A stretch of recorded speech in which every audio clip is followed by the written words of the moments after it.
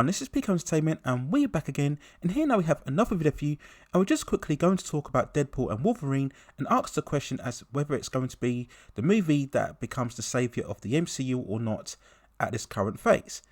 Now we don't need to spend too much in terms of introduction. We all know by now what this movie is, the third Deadpool entry within the franchise, and it will have Hugh Jackman's Wolverine returning to team up alongside Ryan Reynolds. And from what we can guess from seeing the two trailers that have been released now, it looks like Deadpool will be assigned by the Time Variant Authority, who we know from the Loki series, and will have to jump across time or universes in order to save his own world, and he will need Wolverine's help in some capacity. And we'll get plenty of multiverse and cameo shenanigans along the way.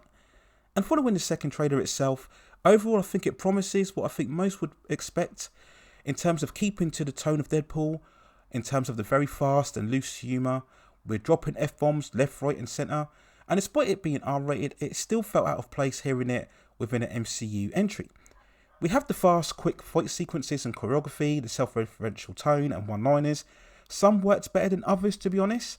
And for the most part, this is essentially going to be an action comedy fantasy, completely reliant on the dynamic and chemistry of its two lead actors.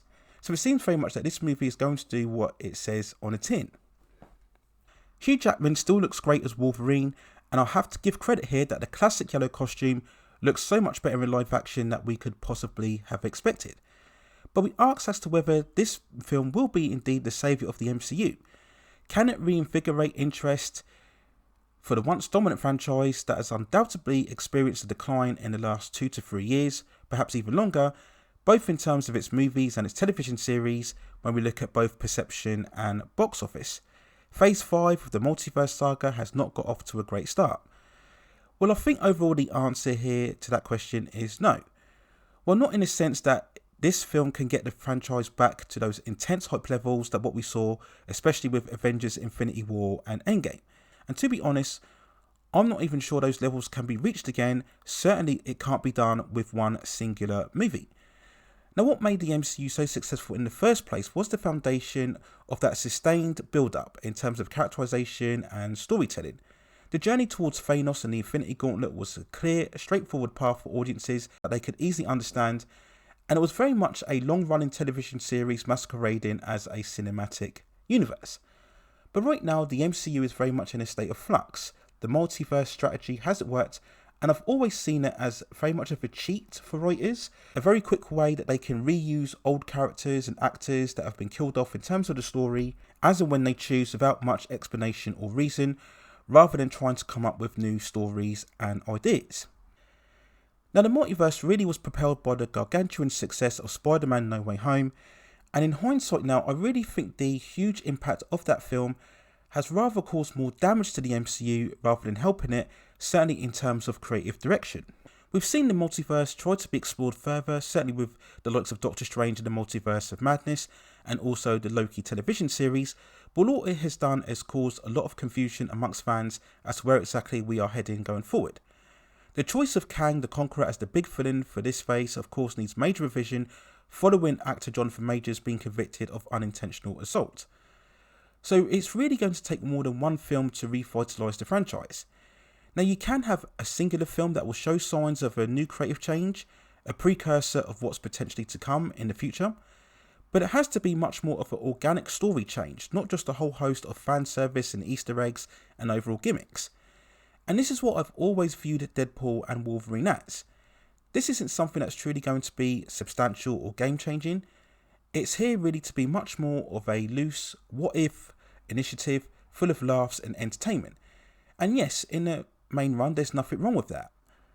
If you treat this film as much more as a one-off in terms of fan service and adventure that's full of randomness, self-parody and comic book escapism and references that people can just visit and turn their brains off for 2 hours or so and be roughly entertained, then there's absolutely no issues in terms of that. But as a starting point in terms of rebuilding the franchise, or certainly signalling a different change in direction or a new starting point as to where you want to take your universe, you're going to need much more than this movie. Now, Marvel are fully aware of the lessening hype and interest within their franchise, and putting Deadpool together with Wolverine, especially with Ryan Reynolds and Hugh Jackman, is really a no-brainer in terms of a box office hit. And despite it being R-rated, I still think this movie will probably get to $1 billion, if not just falling short. It will without question end up being probably in the top 3 highest grossing movies of 2024. Now, regardless of what you think about the MCU in its current phase, this will be a definite win for Marvel. But overall, it would only be a win in the short term, to have fans entertained for a short time, again, which is fine. Now, whilst we've yet to see the film, I very much doubt that there'll be anything in Deadpool and Wolverine that will have anything that can generate massive hype for the upcoming Captain America Brave New World, Thunderbolts or Fantastic Four. And this is what Marvel really needs. Yes, alongside good quality installments and stories and characterization, it also needs to get fans excited again in what's to come in the future. Get us invested in a long journey building up to the next great villain or the next great event. This is again what made it so special in the first place, where the MCU really perfected the art of those end credit sequences where we would go on to enjoy the current movie and then afterwards get excited for the next following one. But overall, I'm just not sure whether Deadpool and Wolverine will really be that movie to really get us excited for the future of the MCU. Overall, I think if anything is going to do that, it will either be the Fantastic Four or in particular the X-Men when we see that live action interpretation eventually surface. And overall, Deadpool and Wolverine I feel will be a crowd pleasing hit. Yes, it will garner very big box office numbers, but in terms of saving the MCU, or if not saving the MCU, because I don't think it's fully dead yet in terms of an overall active franchise.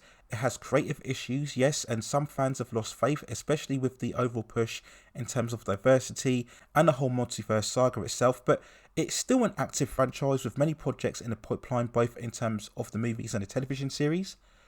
But what needs to be done here is to try and generate a sustained hype level and interest amongst the mainstream going forward if they have aspirations to go beyond Phase 5, Phase 6 and Phase 7. And at this stage, I really don't think Deadpool and Wolverine will be enough to achieve that overall goal. So those are my overall thoughts and feelings when talking about Deadpool and Wolverine following the second trailer, and overall whether it will be the saviour in terms of the MCU at its current phase. Let me know what you think in the comments below. And if you have any other subjects or movies or television series or any other topics within the pop entertainment and culture scene that you'd like to see me cover, then also let me know in the comments and I will see if I can provide further commentary for you on that subject matter within the future. Please also hit like the subscription and notification buttons so I can provide you more high quality content like this in the future. But that's it for now. Take care of yourselves and I will see you very, very soon.